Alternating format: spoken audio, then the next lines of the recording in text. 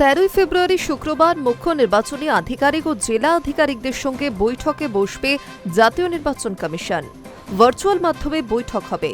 Vote প্রস্তুতি, SIR এর শুনানি পর্বের শেষ পর্যায়ে কেমন চলছে, শংসাপত্র যাচাই সংক্রান্ত একাধিক বিষয় খতিয়ে দেখতে বৈঠক বলে কমিশন সূত্রে খবর।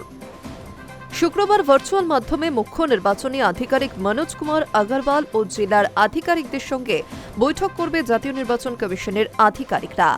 মূলত মাঠে ময়দানে ভোট প্রস্তুতি কত দূর, এসআইআর শেষ হলেই নির্বাচন ঘোষণা হলে জেলা স্তরে প্রস্তুতি কতটা তা খতিয়ে দেখতে বৈঠক। এছাড়াও এসআইআর কাজে শংসাপত্র যাচাই নিয়েও আলোচনা হতে পারে বলে কমিশন সূত্রে খবর। কবে ভোটের নির্ঘণ্ট প্রকাশ করা হবে, কত দফায় ভোট হবে তা জল্পনা শুরু হয়েছে। আগামী মাসের 1 ও 2 তারিখ রাজ্যে আসছে জাতীয় নির্বাচন কমিশনের ফুল বেঞ্চ।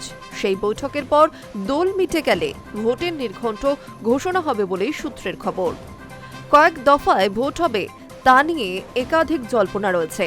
4 দফায় ভোট হতে পারে বলেও সূত্রের খবর। সেই হিসেবে এপ্রিলে ভোট শেষ করতে চাইছে কমিশন।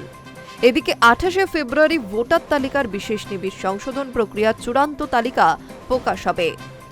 25 তারিখ কোন কোন বহুতল আবাসনে বুথ করা হবে সেই তালিকা সামনে আনবে কমিশন। সব মিলিয়ে যেমন বাড়ছে রাজনৈতিক উত্তাপ, তেমন ভোট যাতে নির্বিঘ্নে সম্পূর্ণ হয় সেই প্রস্তুতি নিচ্ছে জাতীয় নির্বাচন কমিশন। High news network.